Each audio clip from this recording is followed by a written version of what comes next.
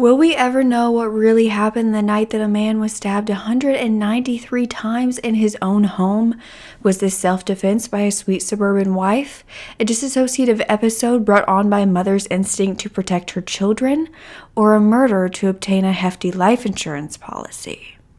You are such a genuine gem. Thank you for clicking on my video. I'm Brooke Makenna, and today's case is a wild one. There is so much speculation as to how this happened, why this occurred, and if the sentencing was enough. So let's go ahead and dive in and let me know as you hear this case unfolding what your opinions are and if they change the more information that I bring you. So let's get back to the story.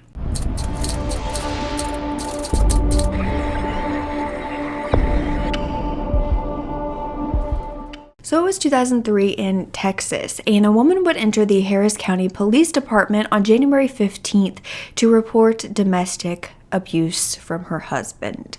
Now, this was from the Wright family, so this was a 26-year-old woman named Susan, and she had a 34-year-old husband named Jeff, and they were a couple that, before this bombshell of a statement, were believed to be the perfect match. They had met back in 1997, and they were at Galveston Beach. So they were actually having a double date during this time, and they instantly hit it off. Jeff pursued Susan like crazy, calling her every single day, bringing her gifts, and he wanted to spend as much time with her as he could. So they got married a year later, and Susan was already 8 months pregnant with their first child at this time. Jeff was a carpet salesman who did very well for himself, and Susan was actually a waitress before getting pregnant, and then she would be a stay-at-home mother for their son Bradley. And then around 3 years later, they had a daughter named Kaylee. At this point, they lived in the White Oak Bend subdivision in Texas, but now Susan was saying she wanted a restraining order against her husband. And this was the first time the local police department had heard from her or anything about this family that would make them think that this was something that was occurring. Susan had never made similar claims before, but she also went to her local doctor to report the physical abuse as well. 3 days later, though, separately from this case, or so they thought, the Harris County investigators headed to a subdivision, and this was the White Oak Bend subdivision. But they were there to investigate the report of a dead body. It was January 28th when the officers would arrive at this home, and they quickly found this was the Wright home.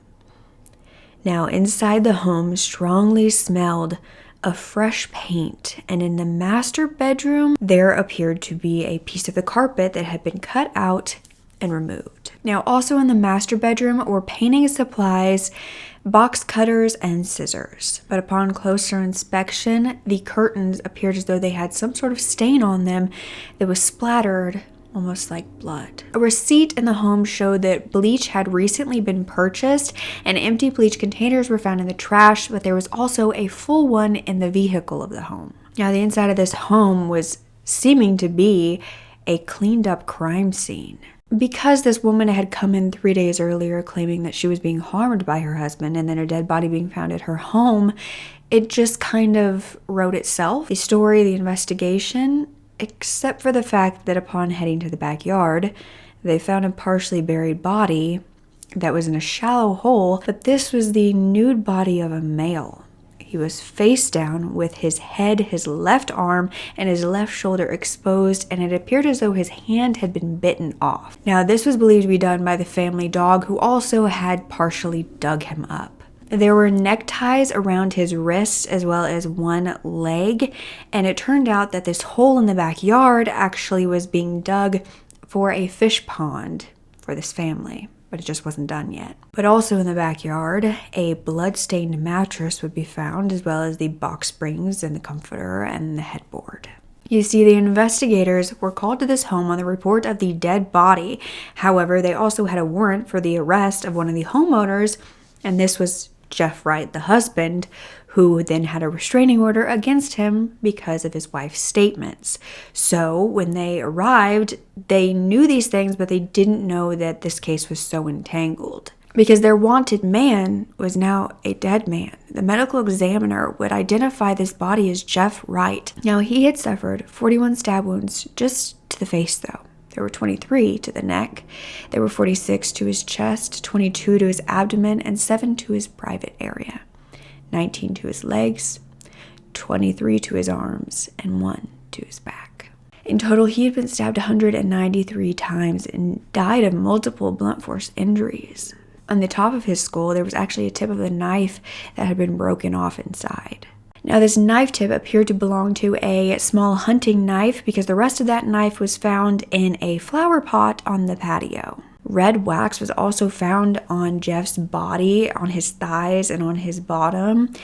And this was, of course, the hot wax, like it was dripped on him. And this actually matched red candles that they had in the bedroom on the nightstand. But Jeff also had a significant amount of cocaine in his system. So it was then found that the report of the dead body had come to the police after Jeff's wife, Susan, had confessed to her mother and then her lawyer about a corpse. So her lawyer went to the police, and he wouldn't reveal who his client was or how he was made aware of this body, just that there was a body at this residence. But this was going to be much more complicated than anyone expected, because now that a body had been found, Susan was gone, because her lawyer had admitted her to a mental health facility. This was the psychiatric ward of the Ben Taub General Hospital. Now, 6 days later, on January 24th, Susan would turn herself in to the Harris County Courthouse. Susan claimed that on January 13th, her husband had come home from a boxing lesson and he appeared to be under the influence of drugs. She said that her son Bradley had come to her that night saying that his father had hit him. So after putting the kids to bed, Susan tried to talk to Jeff about getting help, and Jeff pushed her to the floor. And then he began to kick her in the stomach multiple times. You see, she had given him an ultimatum. Either get help for his addiction or she would leave him. He would then go on to rape her. And once he was done, Susan said that she heard him say, "Die, B." And when she opened her eyes, Jeff was actually hovering over her with a knife. Now, she said that she pushed him off of her, grabbed the knife, and during the struggle, she stabbed her husband over and over again, fearing that if she stopped, he would kill her. She was claiming self-defense. However, Susan also claimed that during this stabbing of her husband, her son Bradley had shown up at the master bedroom door after he'd gotten out of bed. And so she had to stop what she was doing, go put him back to bed, tell him everything was fine, and then she actually went to get another knife from the kitchen and continued to stab her husband. Now, the children at this time, Bradley was 4 years old, and the youngest was around 1.5. She said something very interesting because she claimed that Jeff had been murdered on January 13th, which was 5 days prior to his body being found, but also 2 days prior to Susan entering the police department and filing a restraining order against him, against a man that was already dead. It was also said at this time that it was very strange because Jeff was this big guy at 6'3", around 220 pounds, and Susan was 5'5", around 120 pounds. And she was claiming that she fought him off of her that night. And although he was under the influence of drugs, which could have, made it so he wasn't as strong or maybe as steady on his feet, it just seemed like things weren't adding up. So a year later, on February 24th of 2004, Susan's trial began, and she pled not guilty by reason of self-defense. The prosecutor, Kelly Sigler, she stated that Susan killed her husband to gain a $200,000 life insurance policy that had been recently taken out on Jeff. Prosecutor Kelly said that she seduced her husband into bed where he allowed her to tie him up before repeatedly stabbing him and burying him in the backyard. Then Kelly said that Susan began to create this narrative that she had this abusive husband to everyone around her, including friends and family, doctors, police, so that this would appear to be self-defense. However, Susan's defense attorney, Neil Davis, claimed that Susan had suffered physically and emotionally at the hands of her husband for years now, and that she murdered him in order to protect herself and her children. That she believed if she didn't kill him, he would kill her, and she also couldn't leave him because she thought he was going to harm her or the kids. The defense claimed that the night of the murder, Jeff came home in this fit of rage toward the kids and Susan, and he was threatening to kill his wife with a knife, and so she basically had a break from reality. And she continued to stab her husband for fear that he would come back to life and attack her, which is why there were so many stab wounds, according to the defense. Now, this is where the trial got a bit crazy because the prosecutor, Kelly, brought in that bloodstained mattress and the whole bed set into the courtroom, the actual evidence, and that is when she asked Detective Mark Reynolds of the Homicide Division, who was the lead investigator on this case, to take the stand. So the prosecutor asked him where the majority of the wounds on Jeff's body were seen, and he said the front of the body. And so the prosecutor asked if it was consistent with him being tied up and in which direction, and the detective said face up. So Prosecutor Kelly Siegler then acted as the defendant, Susan. This was because they were around the same size.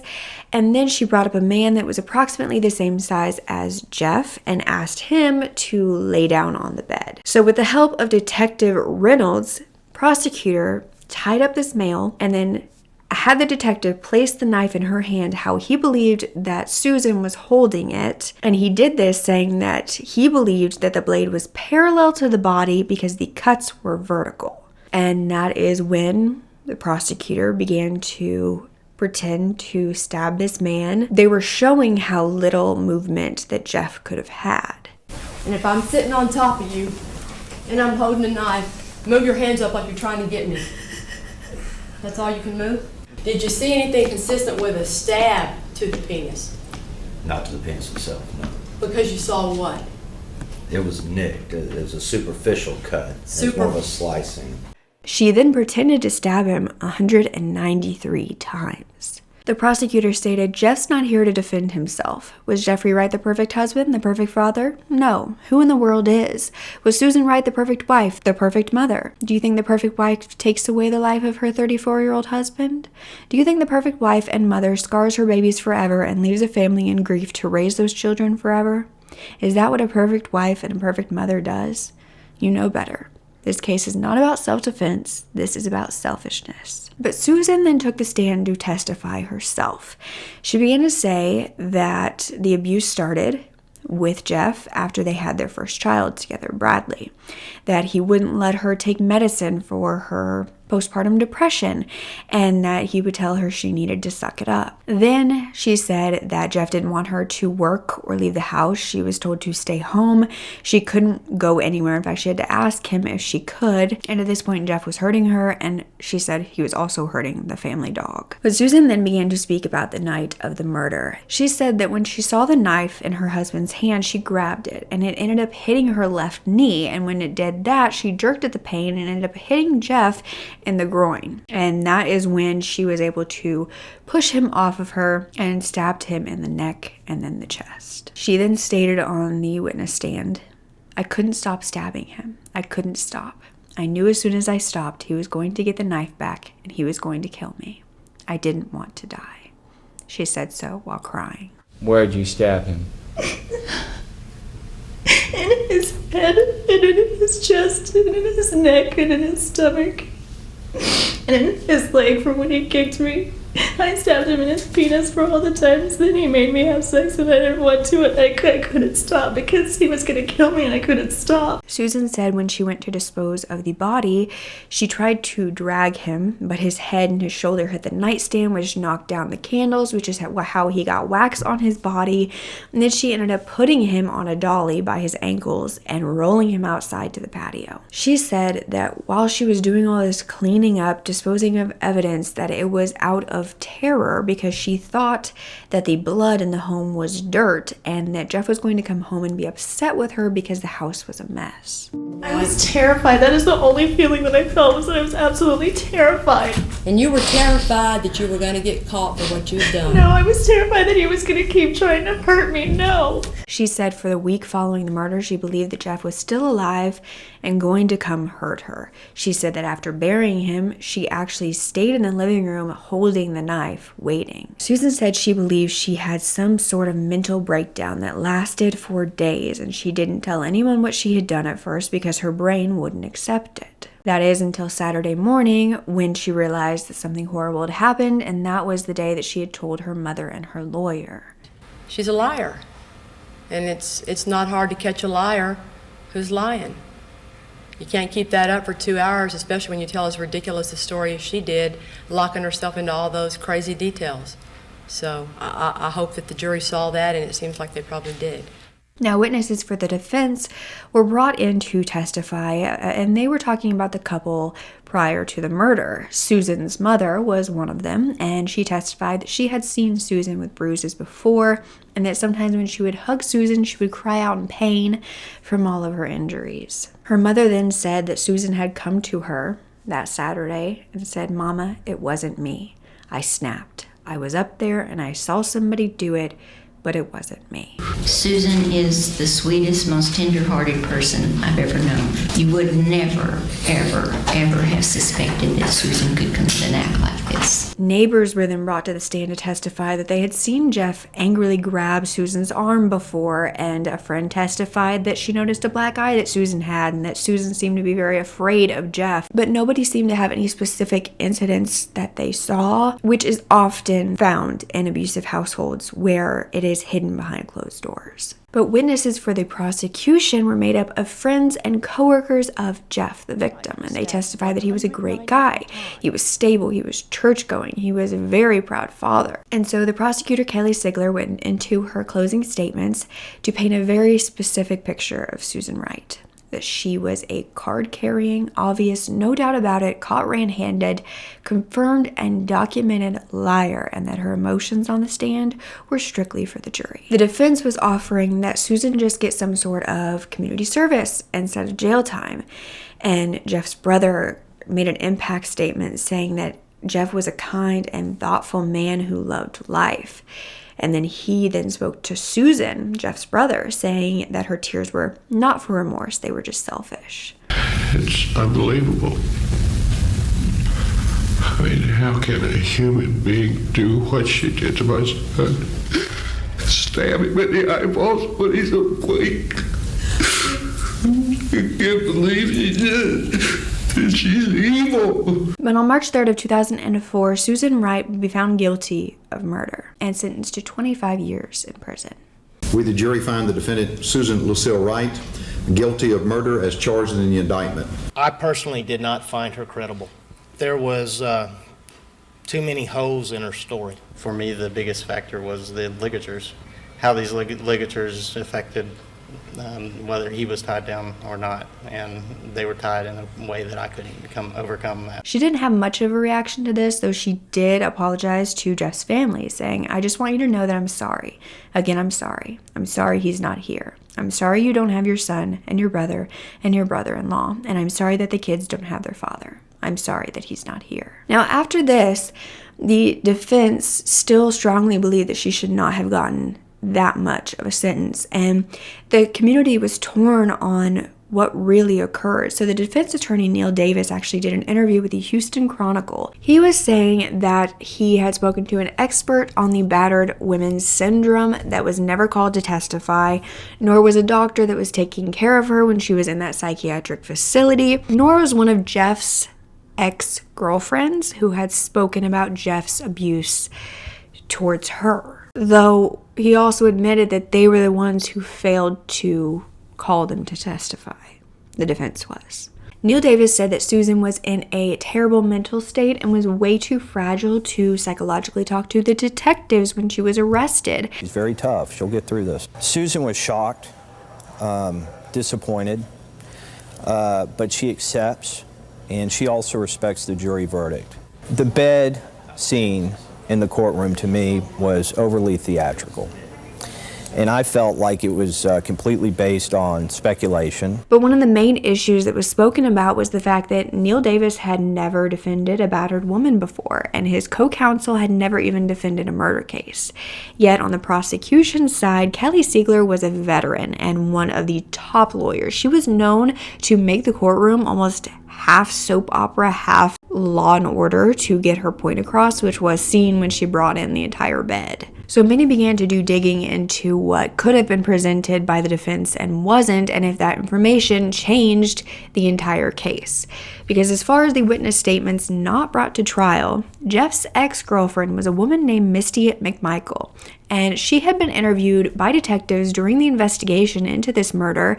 A detective had gone to her home before the trial even started, where Misty had described her relationship with Jeff as eerily similar to what Susan was describing. Their relationship was around 10 years prior to the murder, and he was arrested in Mexico for marijuana smuggling, and she had to drive to bail him out around that time. She said that she knew he was doing some type of pills, and that there was also two sides to him. So when he was sober, he was really sweet, and she said he wanted to go to church, he wanted to pray, but when he was drinking, he was mean and abusive. Now, Misty would say that during their relationship, they lived in a one-bedroom apartment, that Jeff would lock her inside, and then he would come home and accuse her of cheating on him, even though she wasn't allowed to leave. Misty said that at first it was just emotional abuse. She was being yelled at, but then it got physical. And at one point, she claimed that he threw her down a spiral staircase, and she threw the ring at him, and then he backhanded her across her face.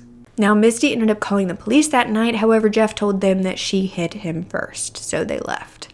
However, Jeff was arrested for aggravated assault during another argument they had at a bar, where he tried to backhand her again, and a piece of glass flung up and hit her in the chin, and so she was bleeding. She was taken to the hospital, but then she told the police that it was all an accident, so Jeff wouldn't be angry with her.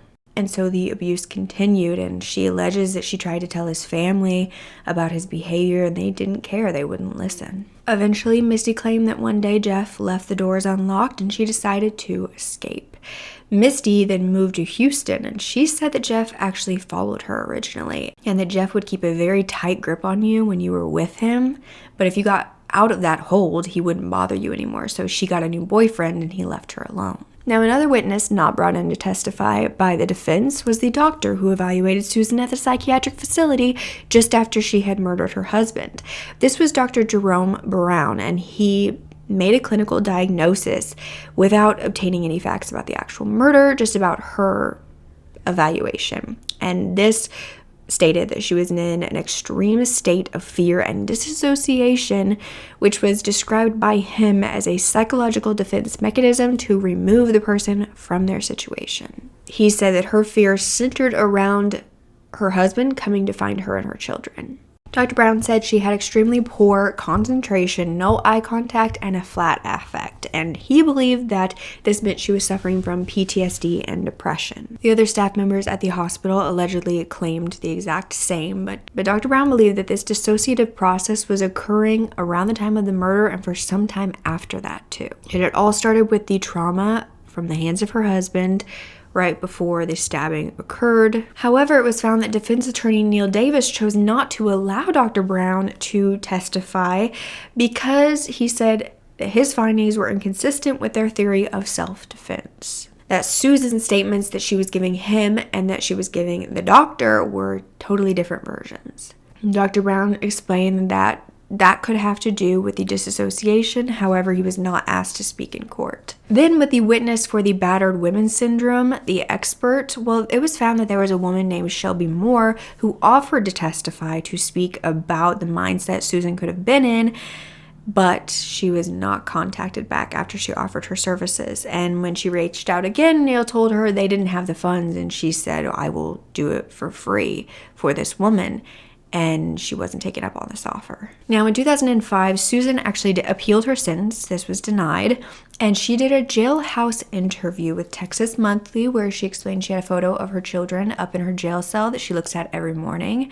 And she said that when she first arrived at the jail, she would wake up in cold sweats, believing that Jeff was there to get her. Now, the interviewer claimed that he found Susan quite timid and apologetic, but didn't know if it was an act or not. Then Susan began to speak to this interviewer about her upbringing, and that her father had a violent temper, would go into rages. They had to walk on eggshells around him when she was growing up, that basically she just tried not to be seen. So when her husband did the same, she thought that that was just what happened in every house. And her sister Cindy claimed that this was true about their upbringing and that Susan always had trouble standing up for herself. Now, when Susan was asked why she didn't say any of this of her background at trial, she said she didn't want to embarrass her family.